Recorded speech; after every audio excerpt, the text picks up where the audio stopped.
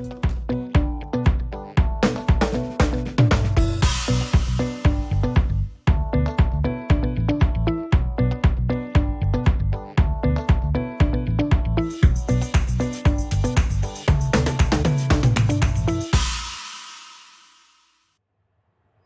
guys, thanks for joining us at The Real MC. With us tonight is our very own and favorite, Dr. Beck. Hello. How are you doing, sir? I'm doing great. How are you? I am good. Awesome. What is this, part of No Shave November? Yes, it is. Yes. So myself and some of the other members at our office are recognized November as Cancer Awareness and Awareness of Cancer Research. So we're going to do the No Shave November. Well, I'm doing it on my legs, not my face. Okay. Well, that's between you and Cody. Case is still in our bed. Nobody cares. Real quick, I do want to talk about the fact that coming this month, also in November, other than beards, we are opening our new facility in Odessa. Yes. I'm really excited about it. And of course, as you know, you're going to have some rooms there. So you'll be there. The address is 1941 East 37th Street in Odessa. It's just down from Social Security Administration. It's kind of the road that goes into the back entrance of Permian High School. Mm-hmm. And yeah, so we're really excited about it. We're scheduled to open up the 22nd of November. Actually, that's our grand opening, kind of an open house, mm-hmm. with the opening set for the 28th of November. Well, I'm super excited. We've been up here ordering stuff all day long, and you know I like to do things way in advance, and so we're ordering all the things. Yeah. Tonight we're going to be talking about the opioid epidemic in West Texas, and really in just addiction in general. Yes. And what that looks like out here. Our facility is doing the Amy Bell Blue Bag Project right now.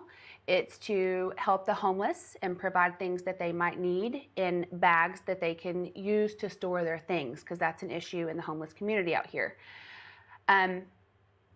Homelessness and addiction seem to go hand in hand. Yes, very much so. Is that the case? Yeah. Talk to me a little bit about that, Dr. Beck, and what does that look like? Where does that start?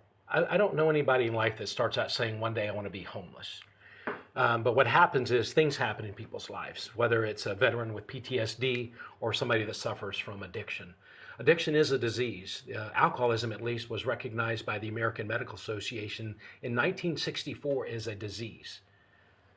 That's 55 years ago. And I think some people in our country still think it's about lack of willpower or poor morals or things like that. But you're right, as far as addiction and homelessness, a lot of people out there that are homeless suffer from addiction of one type, whether it's to opiates, whether it's alcohol, whether it's methamphetamine, they suffer from addiction. And because of that addiction, they feel trapped.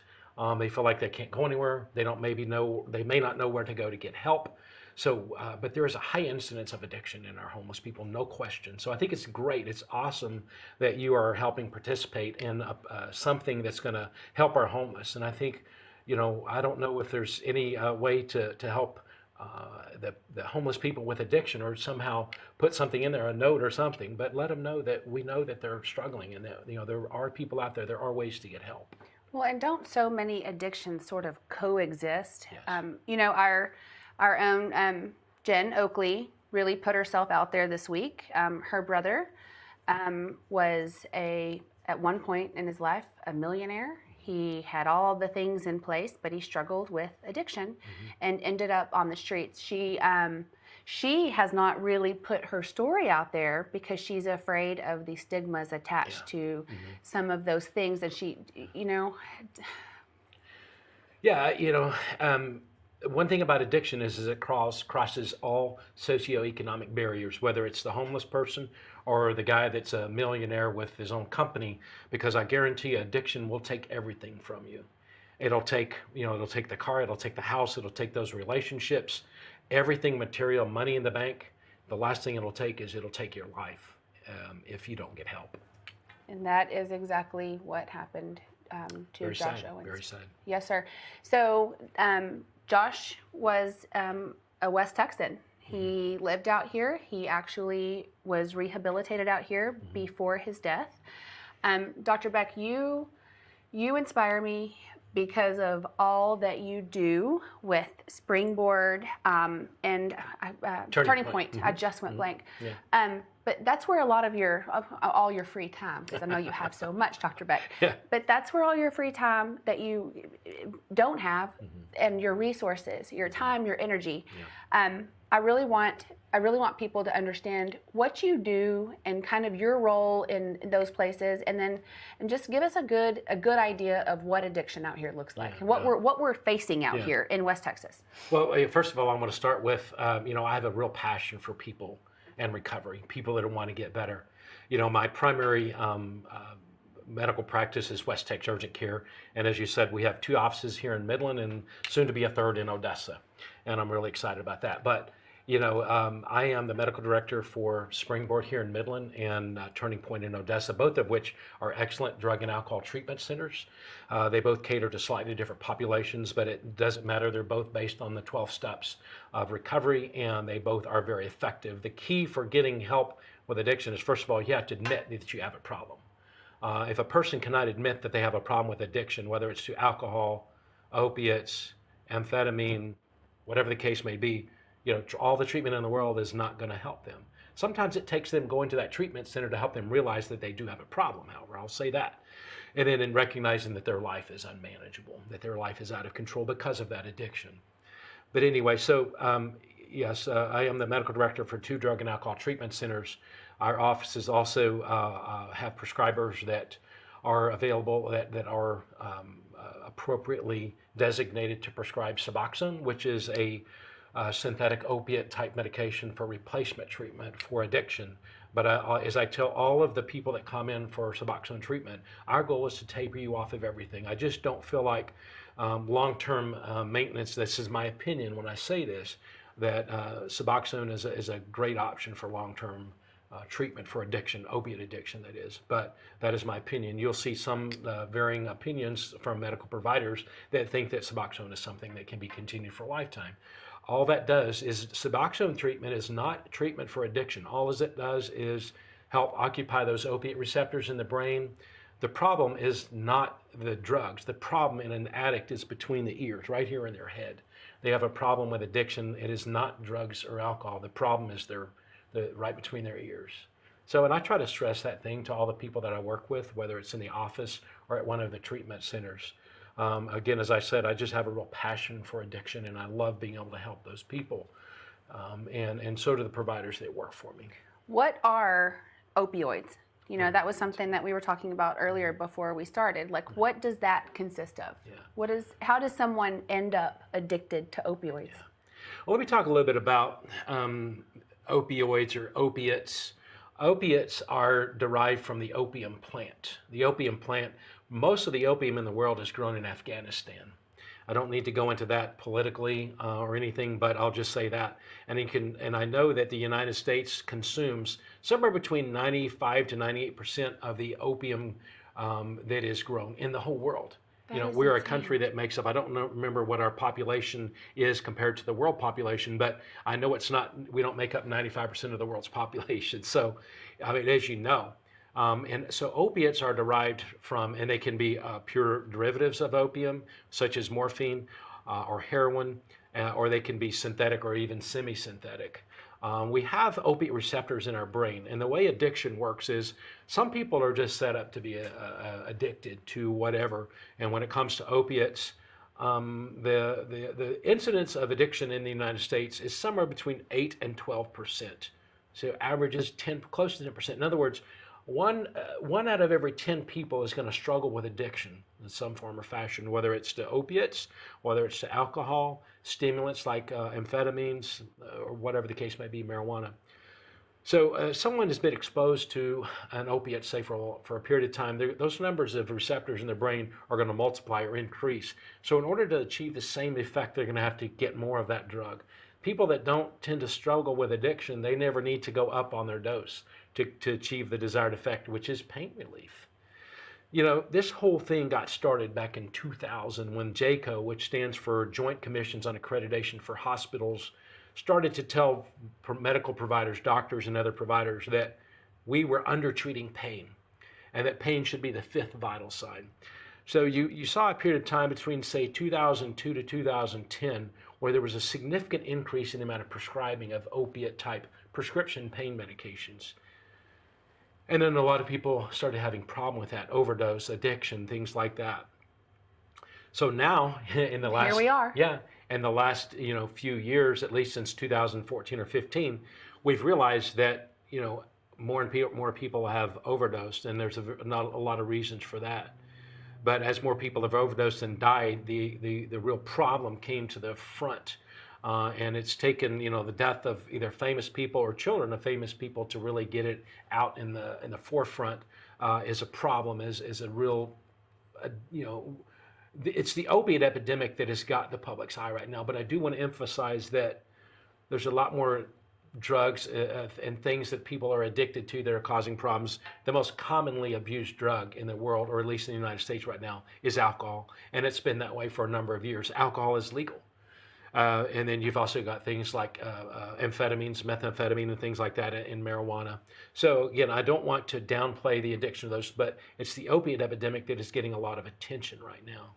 What do you think in West Texas, what do you see, because you are at Turning Point and you are at Springboard, what do you see out here are our leading problems as West Texans? What do we struggle with the most out here? Is it opiates? Is it alcohol? Is it? I think that there's a mixture in West Texas. We're not unlike other areas of the country where, the disease process spreads, like I said, it crosses all socioeconomic barriers. I think, we are definitely seeing more heroin problems than we used to, because what's happened is, as there have been tighter restrictions on the prescribing of some of the stronger opiate medications, you see people that normally were taking a large amount of pain pills, or hydrocodone or oxycodone, and they can no longer get them, so they're branching over to heroin, say. And you don't always know what you're getting when a person buys heroin. Some people are familiar with the term China White, which is fentanyl. Fentanyl is a totally synthetic opiate-like medication that is very strong. I mean, it's extremely potent, and there are derivatives of fentanyl that can be put in there too. So some of the heroin, the natural opium-type product heroin, what they'll do is, in order to get those people even addicted stronger, or to get them to come back, they will cut it with fentanyl and other things. But and so we're seeing more and more heroin being abused, because people are going from prescription opiate pills over to heroin. But again, we always see a steady level of addiction to alcohol, and I think we see probably more than the average rate of addiction to methamphetamines here, because we have a lot of people who are out here working. They may not live here permanently in the Permian Basin. They may live permanently in Dallas or Houston or Louisiana or Mississippi or Alabama, and they're out here working. So in order to help either whether it's boredom or to adjust to a stressful life of working long hours, they may use methamphetamine to help them stay awake. And methamphetamine is not near as expensive as cocaine, for instance. We still see some cocaine addiction and problems, but much more common to see methamphetamine addiction. So because it's cheaper, it's more accessible. Exactly. And I mean, a lot of these guys are dealing with a lot of chronic pain issues. Those jobs are not easy on the body. No. I can imagine that y'all see it from that too. That's kind of Right. what I was wondering, if that's what you deal with there. Yeah, sometimes. And, I also would like to bring up one point, Marcy, where, in the medical board in Texas and in other states, and the DEA, Drug Enforcement Agency, is really scrutinizing and monitoring the prescribing habits of physicians. And I think it's the certain providers, there are bad apples out there when it comes to prescribers, as well as everything else out there. There are bad apples, and the majority of the time, the people that have problems that get in trouble are those prescribers that are overprescribing. But there are people out there that have real chronic pain disorders and that do benefit from regularly taking an opiate type medication. And I feel bad for some of those people, because they are getting left out. They are getting passed over Some of the pain management doctors are saying we can no longer prescribe this medication for you. We're going to have to wean you off, and I hope you find some way to deal with your chronic pain. These are not the people that abuse or misuse or overtake their medications. These are the people that come in on a regular basis. They're not using or misusing other substances. They never come in saying that they lost their prescription or the dog ate it. These are people with real pain. So I think there is, because of all of the publicity about the opiate epidemic, it's a small subset, it's a small percentage of people that are getting left out, that are getting looked over, that are getting, I think, in some cases mistreated or maltreated because of the negative publicity related to the opiate epidemic. And so you have, prescribers trying to CYA, and then you're leaving out the population of people who truly need these things and they're not abusing them. Correct. It's hard to treat the general population when there is so much abuse. I'm sure that's the daily struggle where you are. Yeah. And fortunately, due to all of this monitoring that the medical boards and the DEA and the Board of Pharmacy are putting out there, we have ways to look up people. And then the old, you've probably heard of the term doctor shopping, where a patient might go to multiple different providers trying to get opiates or other medications for that matter. And that's been very common in the past. Now, because of a website that is set up by the State Pharmacy Board, I am able to go on, if I have the patient's name and date of birth, I can go on and look up that patient and see every controlled substance that they've had prescribed for them in the past 2 or 3 years. That's wonderful. And so that is a way to help combat some of the addiction problems and overtaking of prescription medications, because some people overtake them, some people will sell them on the street because these things have street value to them, believe it or not. Well, and do you feel like because of the stigma attached, because, like we talked about that subset of people who don't have these problems, but because of the stigma attached to addiction, well, and, you said something to me earlier before the podcast started, that there's not a single person watching this podcast that has not been affected in some way by addiction. Absolutely. Whether it's a brother, a sister, a neighbor, all of us have been affected by addiction. What does a person who's out here in West Texas and they get out of that denial stage, that's the first sign of addiction is denial, right? Yes. So when they get past that and they realize that, where do they go and what do they do? What are the first steps? Yeah. Thank you for bringing that up, because, again, I don't want to just talk about the problem and, kind of where we've been and where we are now without talking about the solution. I love talking about solution. Again, there's plenty of drug and alcohol treatment centers out there, and I really kind of cringe sometimes when I see the ones that advertise on TV late at night. They may be able to help some people, but I think they have ulterior motives. Springboard Treatment Center is a nonprofit treatment center. Turning Point is a nonprofit treatment center. In other words, there's no kickbacks, and actually most of Turning Point is supported by state funding, state or federal funding. If you need help, Springboard has their website. I believe it's www.springboard treatment center, springboardcenter.com. If you're interested in getting help through Turning Point, the best place to call is Permia Care. You will be directed to a number to call to try to get help. And same thing with Springboard. Springboard can take calls 24 hours a day. But again, like you said, the first step is admitting you have a problem. And those are for people that may need inpatient detox and treatment. Detox really is just getting the drug and the booze or the dope out of their system, so to speak, whereas treatment actually involves getting involved in the 12 steps of recovery, learning about addiction, learning about why as an addict, whether it's alcoholic or an addict, why that person does what they do just to feel okay and what they can do differently. In other words, that's the solution right there. The other thing is, you can always get a hold of your if you have a regular doctor. If you need help, you can come to our clinic, West Texas Urgent Care. There's a lot of options. The biggest hurdle that most people have to get over is admitting that they have a problem and wanting to get some help. Well, and like you said, the problem is up here.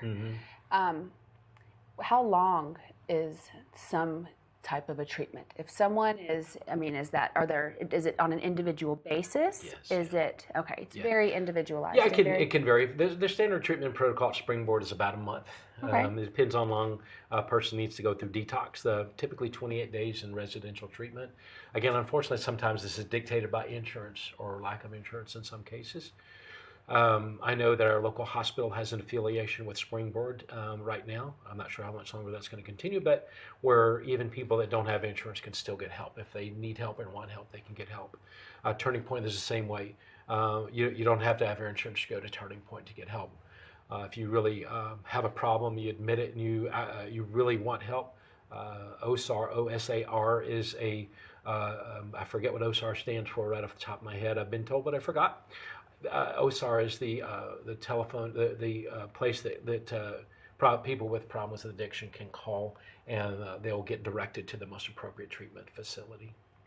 Well, I'll tell you, I was in your clinic the other day with another football injury. Mm-hmm. And I watched one of your providers handle a situation, just behind the scenes. And I was just very impressed with the compassion and the way that it was handled from the waiting room to where I was walking by and just happened, I just very impressed. And I think that is the biggest thing, like, for me, and that I've learned recently with Jen, kind of getting closer to her story. These people, it's not these people. It's your brother, it's your coworker, it's your mom, your dad, Aunt, uncle, cousin, sibling. It's out there. It is definitely out there. 10%. I mean, really think about it. Like I said, 1 out of every 10 people is going to struggle with addiction of some form or type. Well, it doesn't discriminate, and I feel like in West Texas, we're a drinking community, wouldn't you say, out here, Dr. Beck? I mean, yeah. When I see statistics about the amount of alcohol that's consumed in West Texas that's sold or served at bars, yeah, it's no question. And unfortunately, alcoholism as a disease, there's an imaginary line that people that drink heavily cross eventually if they're genetically predisposed to being alcoholic. Unfortunately, the old saying is, you can never turn a pickle back into a cucumber. That cucumber, when that alcoholic crosses that line, that imaginary line, and no one knows when that line is crossed until it's crossed. But once that cucumber gets pickled, so to speak, you can't turn that pickle back into a cucumber. In other words, the old saying is, once an alcoholic, always an alcoholic. Mm-hmm. Yeah, an alcoholic, there's research shown that you can take, for instance, mice. They can turn mice into alcoholics by continuing to offer them alcohol, and they will crave alcohol. You can do it with drugs too, but they've gone back, they being research scientists, have gone back and taken the rat brains in large quantities, and they basically grind them up in a blender. Sounds disgusting, and they look at it and do chemical analysis on it. And the chemical analysis, the chemical makeup of what's there in the brain of an addicted rat versus a non-addicted rat is different. In other words, this is a chemical change. It's a chemical change. The way that alcoholics handle, say, alcohol, the way the opiate addict feels after they take an opiate, or the way that they feel, their brains are different. And somebody, if they struggle with addiction, whether it's to food or gambling or drugs, in this case is what we're mainly talking about, their brains are different, and the pleasure center in the brain releases dopamine, and that dopamine that's a common denominator in a lot of addictions, especially alcohol and drugs. It's the pleasure center. So, there's a lot of people with addiction. I think in West Texas, there's more people with expendable income, so they have the opportunity to do things that maybe that people. I mean, the jobless rate here, I think I saw, was 2.2% as unemployment rate. The national average is about 3.3, 3.2, or 3.3. You don't think that's a large amount, but when you take into account our community has 120,000 people in it at least, and a lot of those people, if you add the people that are out here working transiently, in other words, they live permanently somewhere else, but they're out here. We easily have 150 to 160,000 people that make up, Midland, and something similar in Odessa, maybe a few less than Odessa, but that 1% or so difference in the unemployment rate is a lot. Well, and you drive by any, I mean, when you can drive in this town, because there are so many people right now, but when you drive by any restaurant, or you can't go to any restaurant or bar, because I think it's what is done out here when people are away from home. I just think that I just see it so much. And because of this episode coming up, I was thinking about it this weekend, just looking around and all of the drinking and all of and I thought, this is what we do in West Texas. It's a drinking community, but that leads to the next, and that's what they coexist. Right. I mean, not everybody that drinks becomes an alcoholic. Right. But there are things that, as I say, the only one that can really diagnose themselves as alcoholic is themselves. And when I mean that is that I don't label people, I don't judge people either, as a matter of fact. But, when an alcoholic, when they drink more than they intended to, they do or go places they never intended to go or do, or if they crave alcohol, when they put that alcohol in their system, if they begin to crave alcohol, they may be an alcoholic, Well, and you're playing with fire, because if you do it enough, like you said, whether you have that natural predisposition or you don't, if you keep doing it, whatever it is, you keep doing it enough, at some point there is that chemical change that you're not going to be able to come back from. You have chemically changed your brain, and that's exactly right. Now you're there. That's where you are. That's right. That's right. I've have this, we have all, like you said, we're all affected. None of us, nobody watching this has not been affected. Certainly my family has not escaped the effects of addiction. But it's something that I certainly don't want to, I've thought a lot about it this week, I don't want my kids to break that pattern, if it's, I don't know, one glass of wine turns into two with dinner, turns into, I'm also going to be more aware of what I'm doing and what they're seeing and those learned behaviors, because I grew up in a bar, you know what I mean? I grew up in a bar, so it wasn't strange for me to see people drinking all the time. But I certainly, and that's just the way I was raised, but I don't want my kids to think that that's okay, because if they, like you said, you're playing with fire. Yeah, one addict or alcoholic affects about 16 other people in their lives. And most of them don't realize it or don't think about it, because they're more consumed with getting what they want or getting what they need just to feel okay. But yeah, I mean, like you said, I would be willing to bet that nobody that's watching this podcast doesn't know someone that's been affected by addiction in some way, form, or fashion. Dr. Beck, I am like I said, so inspired by all that you do with Springboard and with Turning Point and the resources that you provide our community. We've got a lot. I learn something every time you're on. Every time I talk to you, I think that we've got to do this more. Yeah. Do this periodically. Absolutely. And get the word out and help everyone, but certainly West Texans, and bring more awareness into what's going on out here in our community. Yeah. Now, tell me a little bit more about the Blue Bag thing. Where can people help donate? Or I know there's lots of people in Midland that want to help and have the resources to do that. Well, I love what you said about trying to put some kind of a note or some kind of I'll need to talk to Jody and Libby both about that. But some kind of a note or some sort of this is where you go for help, or a phone number or something. But basically, Jody Salisbury started this last year in her garage. She started it with, I think, like 40 bags. And her little boy and her friends and everybody sort of came together. She packed these 40 bags. And Libby at West Texas Food Bank, Libby Campbell, for the past year, she sees these bags coming in, because a problem with the homeless community is they don't have a place to store their things or a way to carry their things around. So the bag in itself is such a huge gift to someone with no way to collect their things, but the things that are going in them, we're posting lists that we'll keep updated. Toiletries, baby wipes, tarps, because how else are you going to keep out the cold, the wet? And so we are a drop-off facility. We are collecting donations. Here at MC Aesthetics. Here at MC Aesthetics. What's your address, by the way? 40. Thank you, Dr. Beck. You should do the podcast for me. 4410 North Midkiff Road, Suite D8A.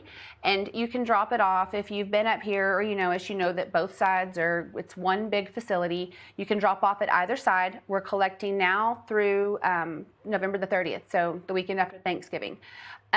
We were talking today in the break room about this project, and so, we can write a check, we can go get the things, we can donate the time.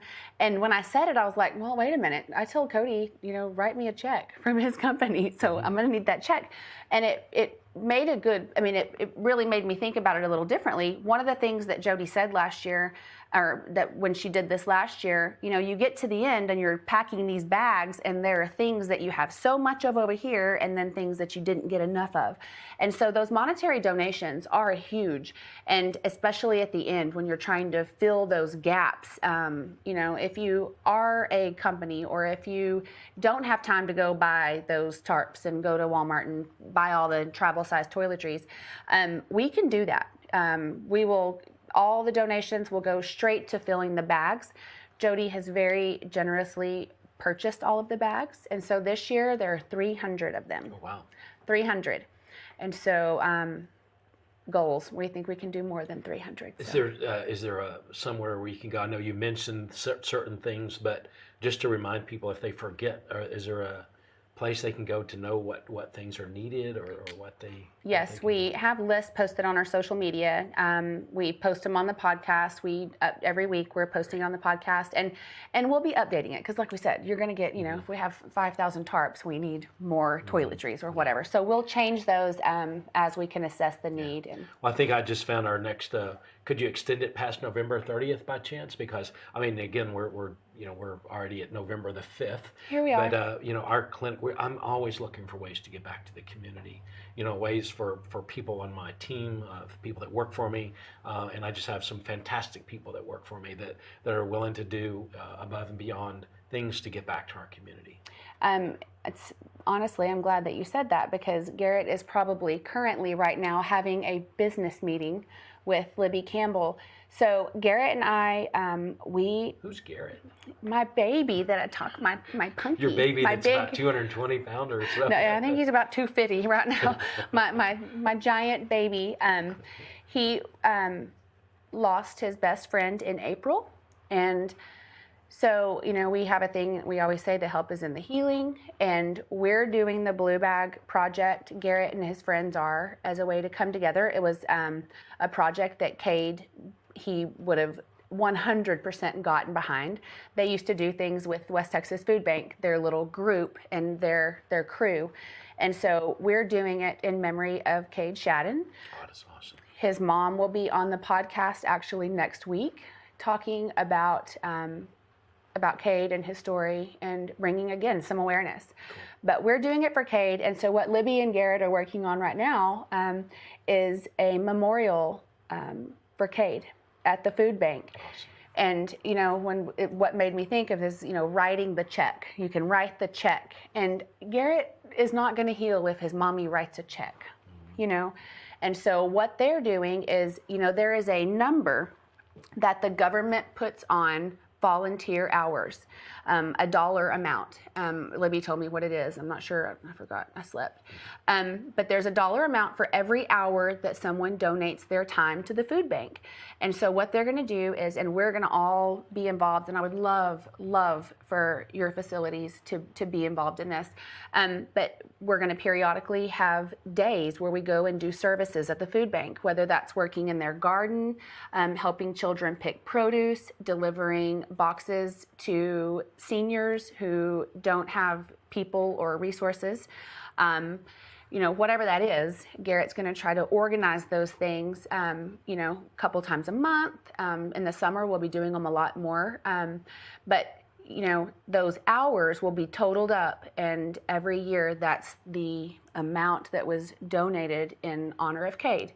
So, you know, to do a service, and I want my kid to get in the trenches, and I want him, you know, like I said, his mommy can write a check, and that's fine for sometimes. But right now, you know, he needs to be helping people. Awesome. And so, that's great. Yes, sir. As a facility, we're all going to get behind those kids. And I'm all in. all right. Well, thank you, Dr. Beck, and thank you for having me. Thank you so much for everything. And I appreciate you and your big old heart and all of your staff. They're just wonderful, and I'm very happy to be involved and a part of, you know, Odessa. I'm excited. Great. I'm excited too. Thank you, Dr. Beck. Thank you.